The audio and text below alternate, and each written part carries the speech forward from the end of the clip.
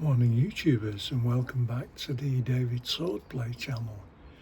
This morning I'm going to fit a auxiliary USB and USB-C charging unit, a neat little item I saw on Amazon.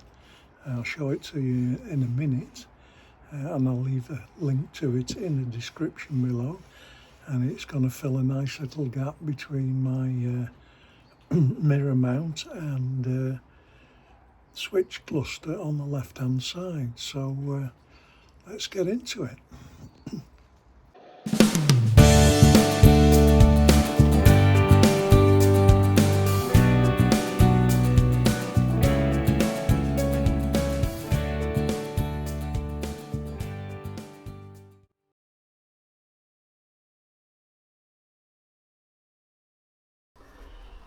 Okay YouTubers, so this is the unit. As you can see, fits around the handlebars, and it fits on 22 to 25 millimeter handlebars, and the end of the Motor Guzzi bars about 22 millimeter. It's got two nice little covers which you pull up and then slide to reveal the USB-C, and then push it back down, clip it into position. Same for the USB. Okay. So I think it's quite a neat unit. So yeah, there it is. We've got a bit of rubber to go around the handlebar, little Allen key to secure it to the bar. So we're now going to fit that and then run the wires under the tank. Now I like to keep all the connections, if I can, under the seat, especially for this kind of thing. It's supposed to be connected to the battery, but I don't like the idea of it always being on in case I forget and leave something plugged in. So we're going to find a live feed under there and then connect it so it comes on with the ignition. So let's crack into it and get it installed. Okay, so here we go then. I'm going to stick this around here and try and prove a little difficult to get at. I hope you can see what I'm doing and where I'm mounting it. I'll show you a picture of it when I've got it installed.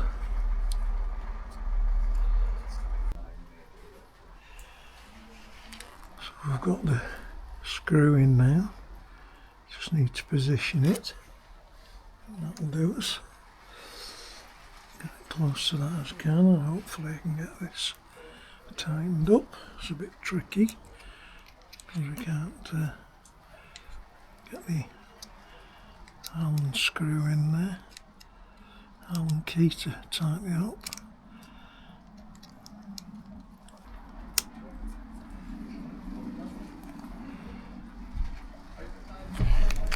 So when I want it.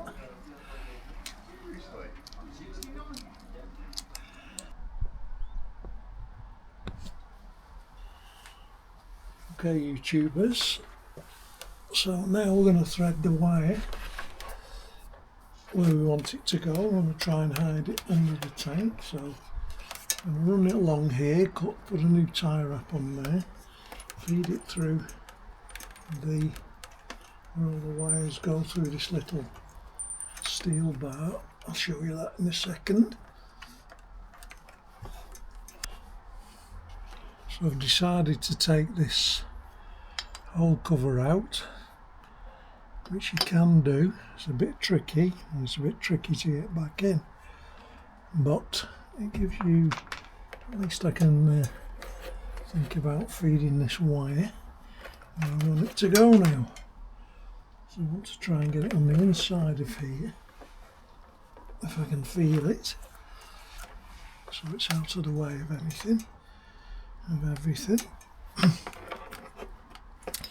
So rather than you staring at a blank screen, again, I'll get back to you in a minute.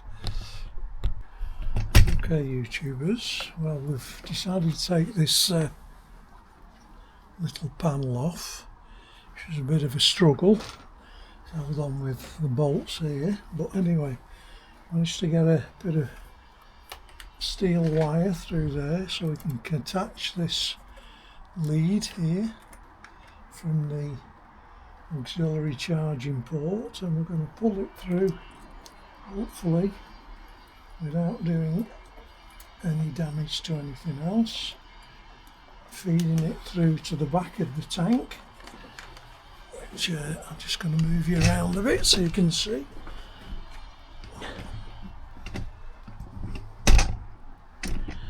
And we're coming out here, as you can see. So now we've got to just tease it through there, if I can see. Usually I manage to pull the wire off, but maybe not this time. So it gives us a nice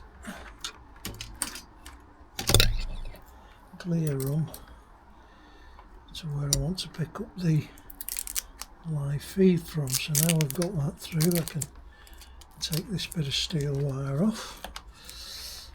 I'm just going to lay this under there along this channel here, connect it up.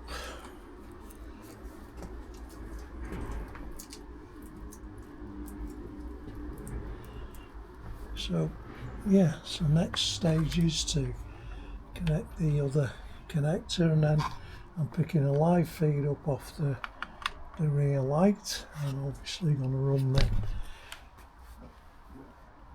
battery to the earth to the battery, and then we should have power. So I'll get back to you in a minute. So I've got to just check the routing under the tank, make sure that's okay, and like I say, I've run it through here and it'll be hidden behind, so I like to keep my wires neat as I can. So I'll get back to you in a second when I've sorted it out, and I'll show you.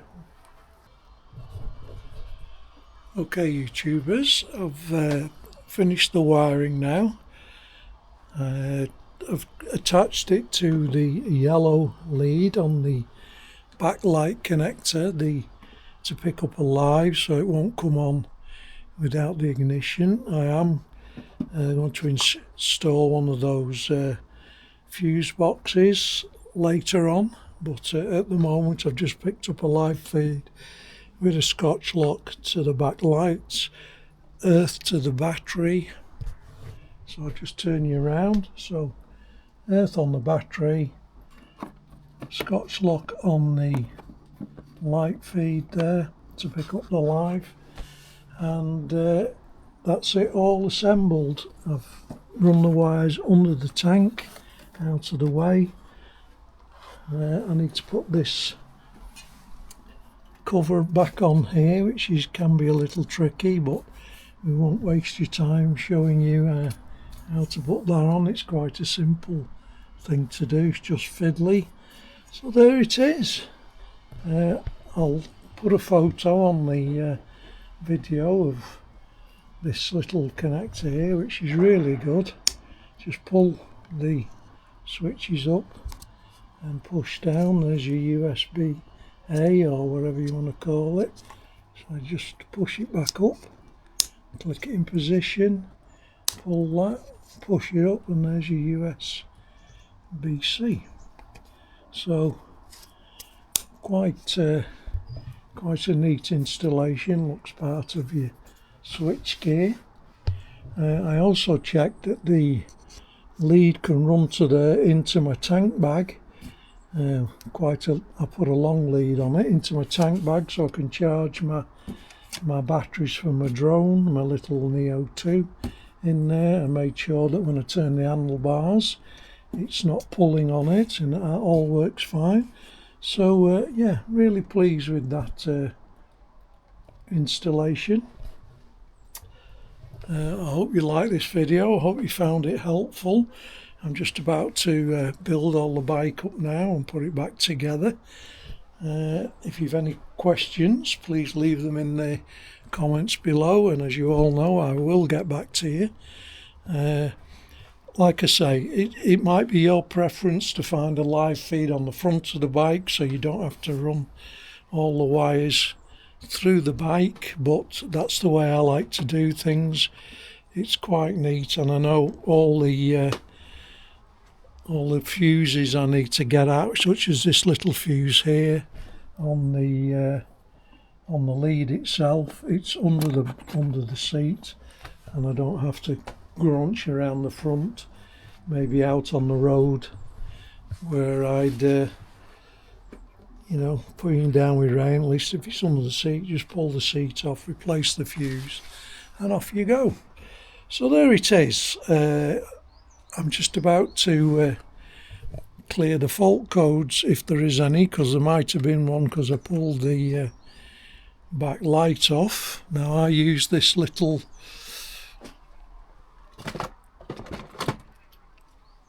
fault finder here that I bought off eBay. I think it was about £32. So I've just plugged in my little code reader, and I'm just going to have a look at the diagnose. So we go OK, and it's just running through the process now. See if there's any faults in there. So OK, readiness is 4. Don't know what really that means, but anyway, if we stroll up and down, we've got read code, so we're going to do that, see if there's anything in there. Vehicle has no fault codes, that's what we like to see, so we can return. And if you need to erase codes, you can just go down and go into that section of the menu. It says re-exit. We don't want to reset that, I want to leave that on for the moment. So yeah, there we go. Very easy to operate. And now I'm going to exit it. And there we go. So yeah, it's very easy to use. Cost about 32 quid. And just handy to, when you've been working on the bike, to check out that you haven't got any faults. So I hope you found that all useful, YouTubers. And if you like this video, please leave a like, and if you've not already subscribed to the channel, it would help us greatly if you would do so. So thanks for watching, and I'll catch you on the next video.